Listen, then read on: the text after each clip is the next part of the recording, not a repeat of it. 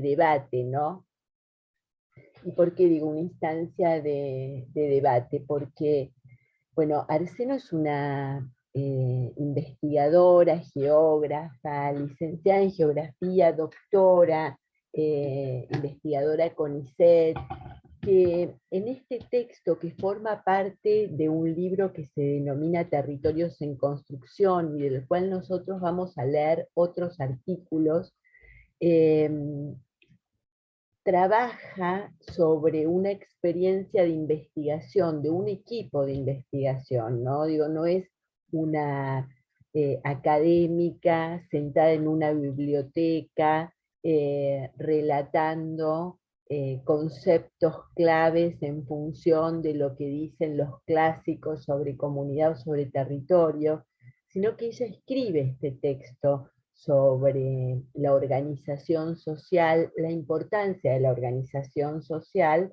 después de haber hecho una experiencia en la Quebrada, justamente entrevistando a diferentes actores sociales, referentes claves, en la Quebrada y en la Puna, ¿no? Entonces ahí ustedes en el texto van a encontrar una diversidad de actores en un momento clave de nuestro país, ¿no? La primera vez que yo me encontré con este texto hace muchos años, me llamó la atención el tipo de organización y algunos relatos que la autora hacía por tratarse de la década del 90, ¿no? Y nosotros, digo, hicimos mucho hincapié para pensar ese momento histórico, ¿no? Porque justamente la década del 90, que nosotros en reiteradas oportunidades mencionamos como la consolidación del neoliberalismo en nuestro país, digo, la tenemos marcada ahí casi como, no sé si me animaría a decir como la década infame del 30, no, pero digo, sí como un momento en el que el Estado, eh, basado en todo lo que fueron las sugerencias del consenso de Washington, avanzó en esa reforma del Estado que habilitó la descentralización, la desregulación y el paso de un montón de programas que eran nacionales al ámbito de las provincias y de los municipios, ¿no? Entonces, sin embargo, en esa etapa, la autora, como parte de un equipo de investigación, se aboca eh, a buscar, a relevar datos y a entrevistar a actores sociales para dar cuenta cómo en ese marco, ¿no? Se da un proceso organizativo en esa quebrada de Humahuaca. Entonces a mí me parece que ahí hay puntos importantes para pensar el proceso de territorialización y el proceso de organización, ¿no?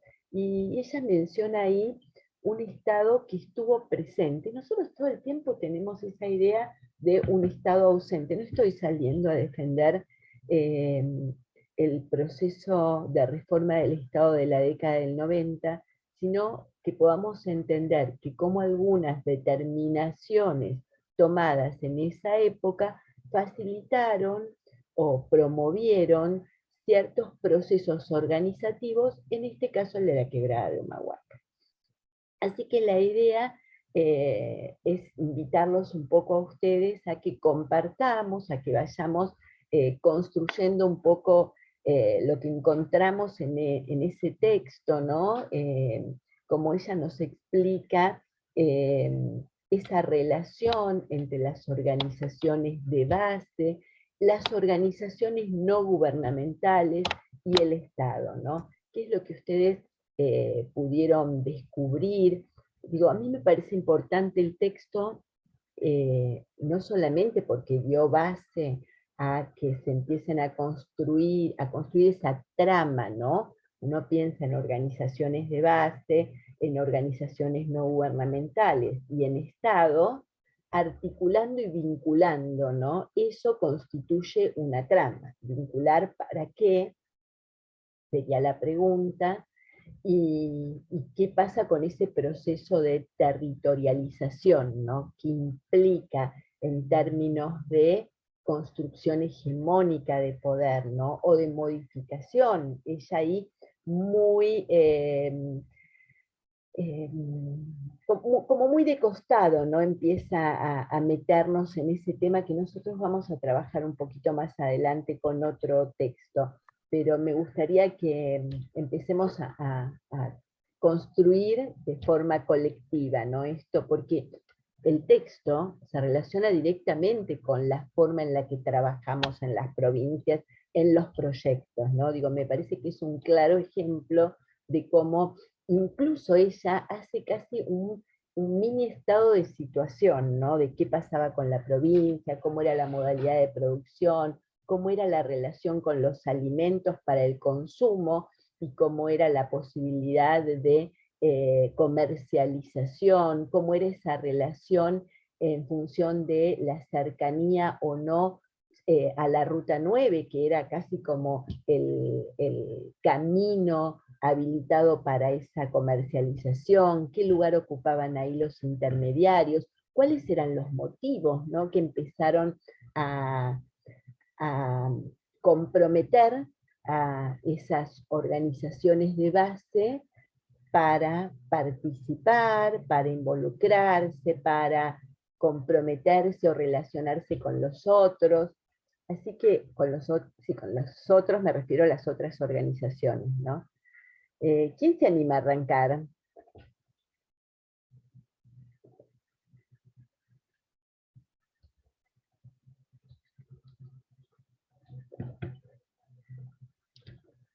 ¿Ustedes me escuchan? ¿Están ahí?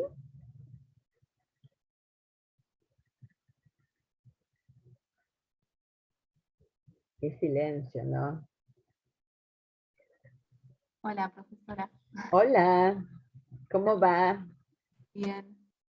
Eh, bueno, yo lo que más o menos en principio entendí que, bueno, este, lo que se busca, sí, claramente hay como una presencia del Estado, ¿no? Pero también está esta dualidad de que es como un Estado también de control, de que se instalan este poder instituido del Estado, y quizás lo que se busca es que los actores sociales, aparte de participar, tengan como una decisión en sus tareas, ¿no? En su proyecto. Creo que son las cosas que me parecieron interesantes, ¿no? Como que el Estado está presente, pero también esta forma de búsqueda de que los actores tengan un poder de decisión. Ujú. Sí, ¿y por qué vos para vos o para alguno de los compañeros o compañeras que quieran o puedan sumarse, ¿no? ¿Por qué lo ven como un mecanismo de control? ¿Por qué, digo, yo no recuperé por ahí del texto esa dimensión de análisis ligada al control, ¿no? Entonces por No, ahí. en realidad no sé si lo sostiene durante todo el texto, porque obviamente después habla de las organizaciones de base, como un cambio en las formas, lo que fue en búsqueda desde de los actores sociales, ¿no? Como una propuesta, esto de los mismos actores sociales, de no sostener desde el control, desde algo como instituido, ¿no? Como ya propuesto desde siempre, esta forma como hegemónica de siempre, que en algunos aspectos se modifican, pero en otros no, ¿no? Como que sigue un poco instalada esta forma. Entonces la búsqueda de este proyecto era esto, ¿no? Que haya como otra forma que no sea la que se sostiene hace mucho tiempo.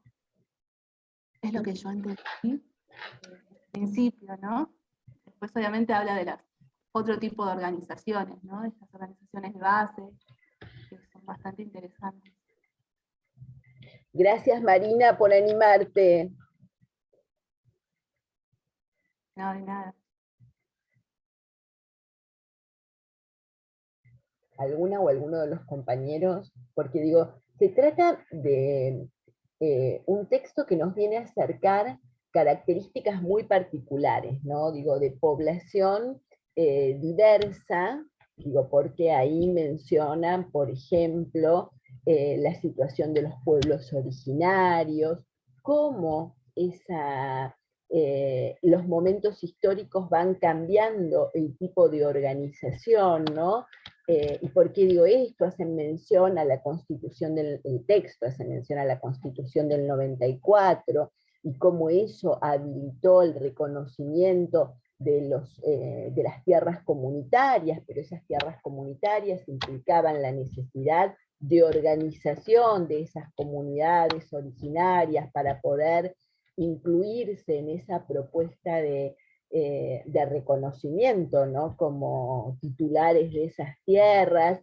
Entonces, digo, de alguna manera, como el contexto y la situación va invitando a la participación que en algunos momentos uno podría pensar, ¿es de abajo hacia arriba? ¿Es de arriba hacia abajo?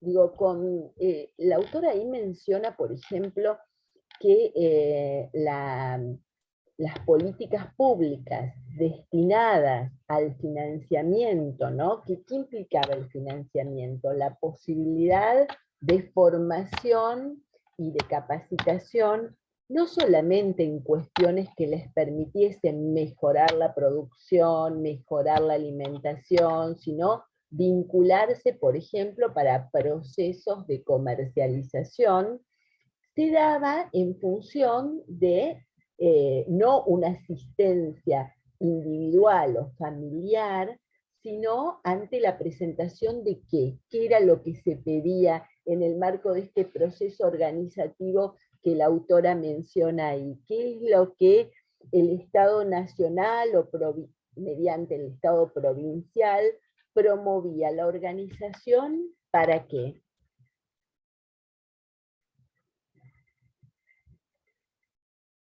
La organización para la definición de proyectos, ¿no? Digo, permitir o habilitar un microcrédito o un espacio de capacitación en producción, o un espacio de capacitación en la mejora o en la formación, ¿no? La mejora y la articulación con lo que son los medios no solo de producción, sino de comercialización, de organización, de articulación con el Estado, estaba mediado y solamente habilitado para las organizaciones que pudiesen presentar un proyecto, ¿no? Entonces, por ahí la importancia de entender y de pensar, ¿no? Cómo se fueron dando esas estrategias para alcanzar determinados recursos económicos, ¿no? Si yo estoy aislado o si yo estoy sin participar en algunos espacios de lo público, quedo alejado de esa posibilidad de obtener el financiamiento para mejorar las herramientas de producción o las maquinarias de producción, o para formar parte de una red que me permita no solamente producir a otra escala, sino fundamentalmente comercializar a otra escala, ¿no? Y nosotros Claro, en ahí la algún autora, momento, sí, Marina, te que la- escucho. como que parte de lo que hablaba también es esto que del financiamiento, ¿no? Del rol del Estado como el rol de financiar a estos proyectos, pero a la vez se buscaba también la autogestión, ¿no? Que estas organizaciones se puedan sostener en su autogestión, que sean socioproductivas, ¿no? Y a la vez puedan lograr esta autogestión. Eso fue como un pequeño y gran avance, ¿no? En la búsqueda de que no solamente se financie y que esta relación sea, ¿no? Ida y vuelta. No solamente esto de, por eso al avanzar el texto, por ahí es esto que se búsqueda de control, no, que empieza como a modificarse por esto mismo, de que haya como una autogestión de los proyectos, ¿no? Sí, exactamente. Digo, me parece que también eso permite y habilita a fortalecer a ciertos actores sociales que empiezan a modificar su objetivo, ¿no? Digo, ustedes van a ver en el texto, para aquellos que no pudieron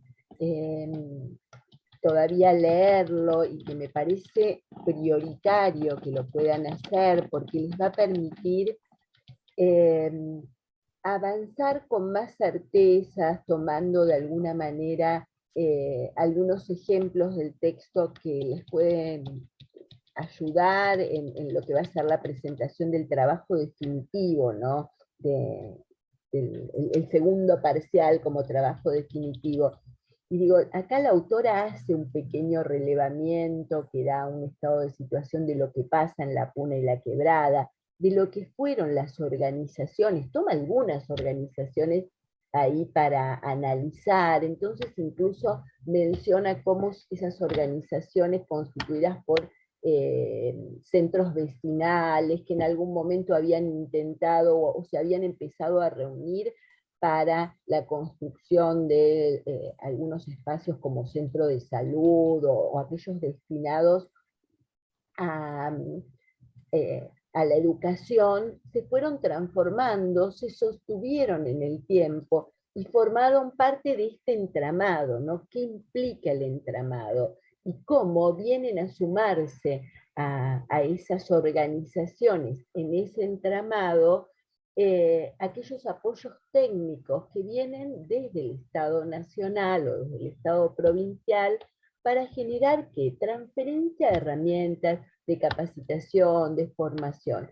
Digo, nosotros intentamos mostrar este abanico de miradas sobre un mismo momento histórico, pero por sobre todas las cosas, sobre los procesos de organización comunitaria, ¿no? Nosotros hicimos mucho hincapié en promoción comunitaria, trajimos muchas veces el relato de las participaciones de la pobreza, ¿no? ¿Qué implicaba la participación? Entonces, cuando yo releía el texto para conversarlo con ustedes hoy y tratar de buscar puntos de debate sobre todo, ¿no? Digo, no de repetición de los autores. Decía, bueno, pero a ver, si nosotros hace un tiempo atrás teníamos una mirada muy crítica, ¿no? Sobre los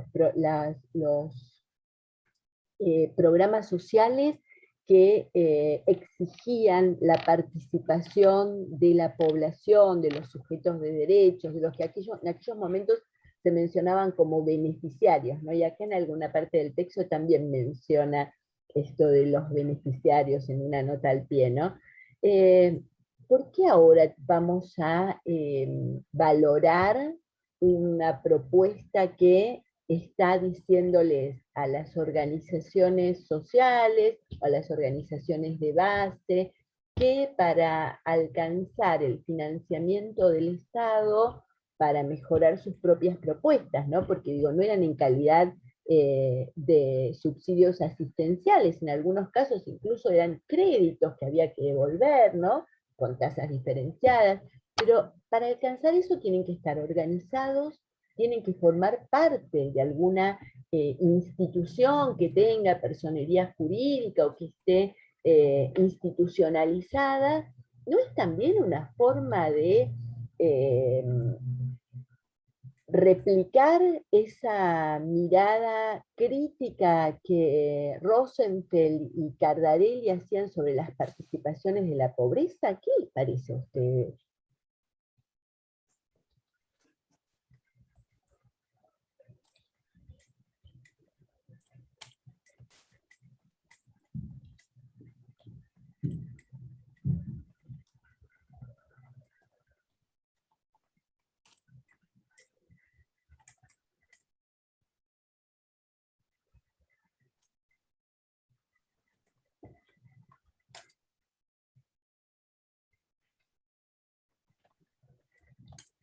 Yo creo que parte de estos proyectos también lo que se necesitaría es como una búsqueda de la autonomía, ¿no? La primera mano que se te pueda ayudar, pero a la vez, ¿no? Que a largo plazo estos proyectos se puedan sostener con autonomía, ¿no? Estas capacitaciones que no sean medidas por un resultado, ¿no? Que se pueda cada una de los proyectos puedan como ellos solos sostenerse y tener su autonomía y ya no depender, ¿no? De esta gran ayuda que obviamente se necesita, pero que no sea a largo plazo. Marina, ¿no? Me parece que sí, que es oportuna tu interpretación, y digo, yo daría casi como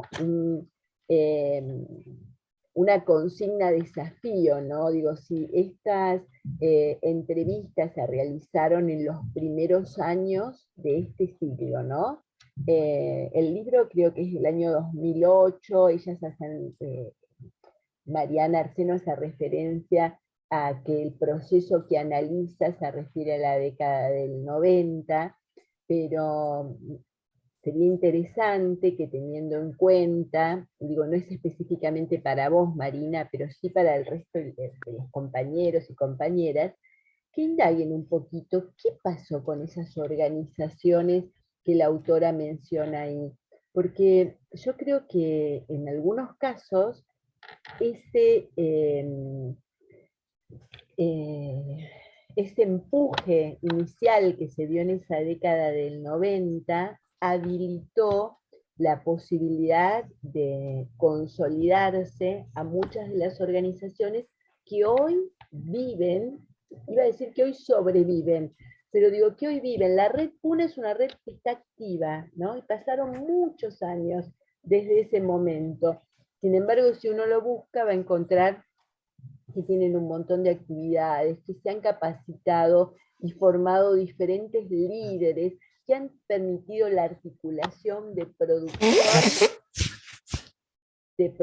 y han permitido la posibilidad de producción en distintos niveles y que digo, son referentes claves, ¿no? en esa situación, en esa zona, en esa región, ¿no? Digo, y fundamentalmente, digo, me parece importante destacar en el texto eh, que hacen mención al concepto de territorialización, por ejemplo, que decía, bueno, nosotros lo vamos a trabajar un poquito más adelante, pero que fundamentalmente lo que busca es pensar cuáles son las relaciones de poder, ¿no? Y que cada vez que el gobierno nacional o provincial piensa en objetivos para trabajar en las tramas territoriales, lo que intenta es,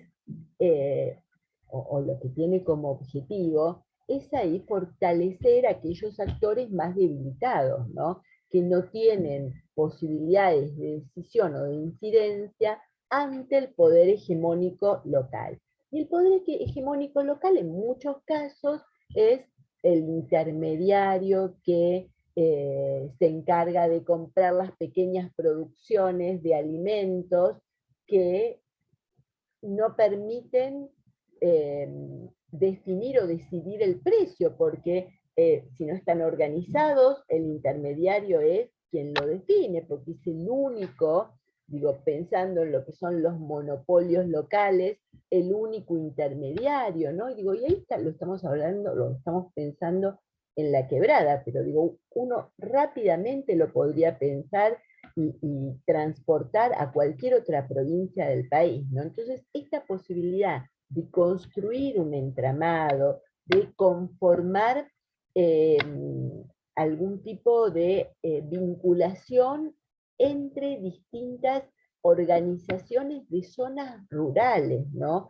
Alejadas unas de otras. Entonces ahí el Estado tiene que tener la posibilidad de financiar incluso posibilidades de encuentros, de traslados, de constitución de un nosotros que traspase la problemática individual para pensarla como una problemática colectiva, ¿no? La autora ahí menciona en muchas oportunidades también la importancia que tuvo, o la incidencia que tuvo en esa zona lo que fueron los programas del INTA, ¿no? Y cómo los técnicos acompañaron diferentes procesos, con espacios de formación, con financiamiento también en semillas, con asesoramiento, con orientación, ¿no? Eh, Digo, los cuadros también son interesantes porque no solamente marcan cómo los distintos programas fueron financiando, sino cómo las eh, organizaciones tomaron decisiones diferentes de acuerdo a la impronta de cada organización, ¿no?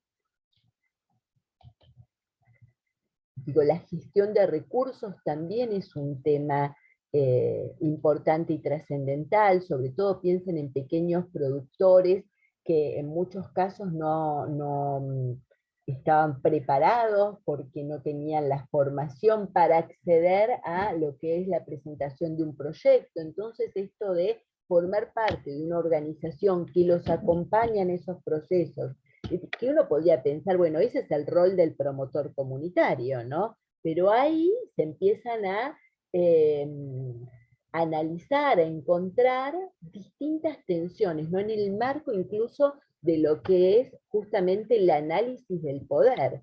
La autora ahí menciona, por ejemplo, también cómo en algunos municipios las prácticas clientelares, ¿no? Ligadas casi al patriarcado, al acercamiento de determinadas políticas públicas que podemos considerar asistenciales, no sé, alimentarias, de pensiones, exigía o obligaba a esas poblaciones locales a tener fidelidad, ¿no?, política con aquellos gestores que casi como en una perspectiva filantrópica acercaban lo que hoy consideramos una política social de acceso a derecho como una dádiva o un favor al que la población debía reverenciar casi con fidelidad política, ¿no? Entonces me parece que esas cosas, poder descubrirlas, analizarlas, visibilizarlas para pensar, bueno, ¿qué pasa con estas organizaciones? ¿Qué pasa con las organizaciones que nosotros estamos analizando? ¿Cambió mucho la situación de la década del 90 ahora? ¿Podemos hablar de una nueva territorialidad? ¿Qué implica esa territorialidad? ¿Se dio alguna,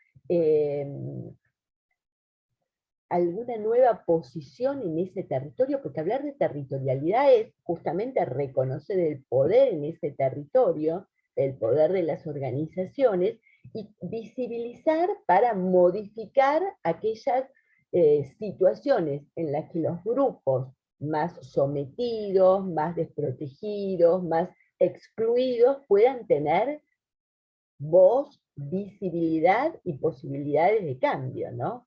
Bueno, estas líneas de análisis, ¿se ven en el marco de los proyectos que ustedes están desarrollando? ¿Se tienen en cuenta al momento de pensar una intervención desde distintos lugares?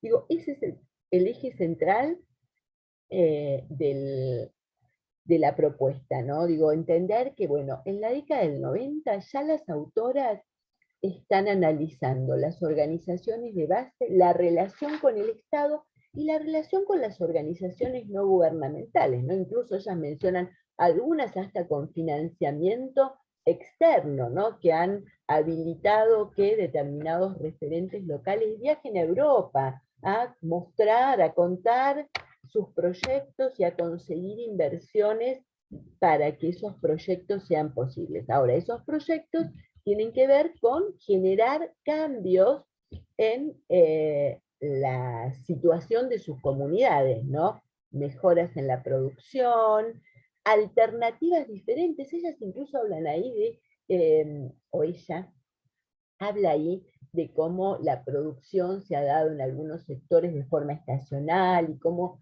la población tenía que en determinados momentos buscar otras estrategias para sobrevivir, trabajar en los pueblos más cercanos en algunas cuestiones como albañilería, como otras tareas para las que no estaban preparados, pero que eran la única alternativa, y que entonces esto da la posibilidad, digo, esta articulación, ¿no?, entre Estado, organizaciones y financiamiento para los proyectos, da la posibilidad de pensar en otras alternativas de producción, ¿no?, que permitan a esa población armar su propio proyecto, y que las alternativas no sean producto de la decisión de otros, sino que las organizaciones puedan tener posibilidades porque conozcan otras alternativas, pero además porque tengan el financiamiento para propuestas diferentes, ¿no?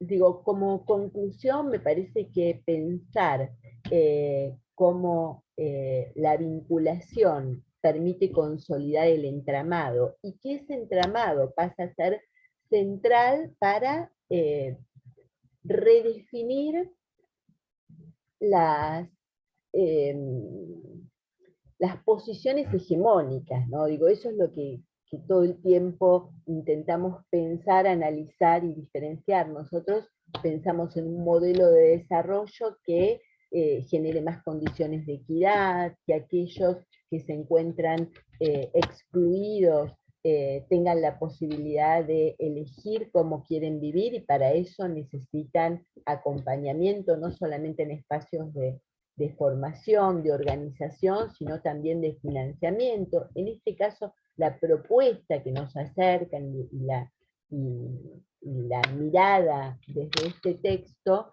es de financiamiento solo si son propuestas colectivas, ¿no?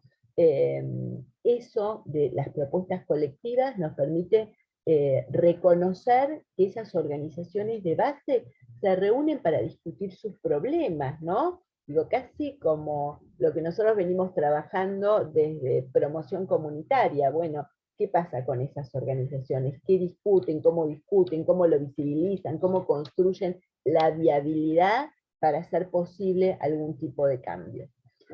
Bueno, yo no tengo mucho más para agregarles. Sí que el lunes que viene no nos vamos a encontrar, porque el lunes es feriado, de fin de semana extra large. Yo voy a subirles al aula virtual eh, algunos audios cortitos sobre los textos que vamos a trabajar en 15 días, porque van a tener 15 días justamente para poder leerlos, y que ya les quería decir cuáles eran. La semana que viene, no, la otra, nos vamos a dar la posibilidad de el recuperatorio para aquellos que sacaron menos de 4 en el parcial, y para aquellos que no dieron el parcial. Yo les voy a pasar un horario. El recuperatorio va a ser oral, y va a ser solamente sobre los textos de la unidad 1 y 2. ¿De acuerdo?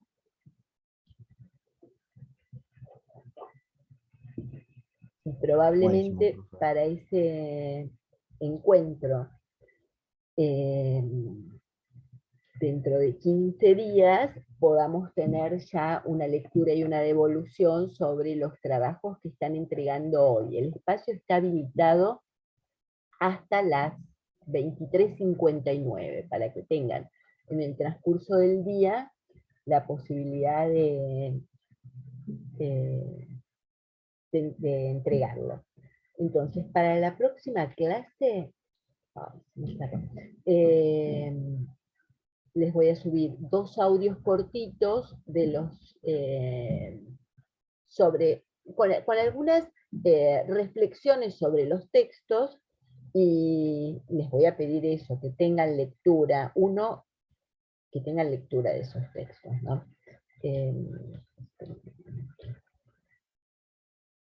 Uno es el de Manzanal, seguro, el otro ya les voy a decir.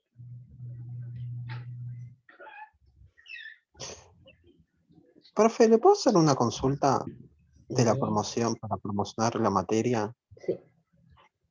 Yo debo al final de promoción comunitaria, ¿no? Ujú. Si debo al final, no puedo promocionar la materia, ¿no? No, pero tenías la oportunidad de dar el final ahora, ¿no te anotaste? Sí, me anoté. El 14, creo que es, ¿no? Pero, ¿cómo sería el final? Tengo que preparar un tema. ¿Vos vas a la mañana? ¿Cursás a la Sí. mañana? Sí, tenés que preparar un tema muy bien para desarrollar en 10 minutos, no más de 10 minutos, y tenés que tener una lectura general del programa de promoción comunitaria. Igual venís con el plus de que estás cursando ahora desarrollo, y que nosotros basamos la materia de desarrollo en un piso que es la de promoción comunitaria. O sea, damos por sentado que hay un montón de conceptos, como el de promoción comunitaria que trabaja Barbero y Cortés, como el de comunidad que trabaja Bauman, como la comunidad que trabaja Castronovo, que ya están trabajados y retrabajados, o sea, seguís ahora en la línea que empezaste en promoción. Entonces, 10 minutos de desarrollo de un tema, y digo, si eso está bien desarrollado, son 2 o 3 preguntas sobre el programa general de promoción, ¿sí? Profe, si no lo doy, entonces no puedo promocionar esta materia, No, ¿no? si no lo das, no podés promocionar esta materia. Esta materia se promociona con el final de promoción cerrado. Ok. ¿Ok? Bueno, preguntas que quieran hacer el resto de las compañeras y los compañeros. ¿Hay alguno de ustedes me escribió por algún grupo que muchos de los compañeros se bajaron de la materia, dejaron la materia? Yo lo que les pido es que aquellos compañeros que dejaron la materia avisen, y la verdad es que unir grupos a esta altura no me parece lo mejor, porque ustedes ya vienen trabajando, así que más vale que voy a tener consideración si un grupo empezó siendo de 7 y hoy son 2. Pero si necesitan, digo, ahí una mano con la tarea, con el trabajo, con la consulta, digo, no tienen más que escribirnos a Claudia, a mí, nos daremos un espacio de encuentro consensuado y adelante con eso, ¿no? Bueno, a ver, entonces nos encontramos el 18 y para ese encuentro tenemos previsto una perspectiva crítica sobre la producción del territorio de Manzanal y de la producción del capital social de Ros. Esos son los 2 textos, son los últimos 2 que vamos a trabajar de la unidad 3. El de participación, políticas públicas y territorio no lo vamos a trabajar, o por lo menos no lo vamos a tomar para el encuentro final en el que les vamos a estar pidiendo esto de la relación y la vinculación entre trabajo práctico de intervención, proyecto de intervención y textos teóricos. ¿Ok? Buenísimo, profe. Bueno, entonces terminaríamos incluyendo para el coloquio de defensa del trabajo escrito de la unidad 3, el texto de Oyer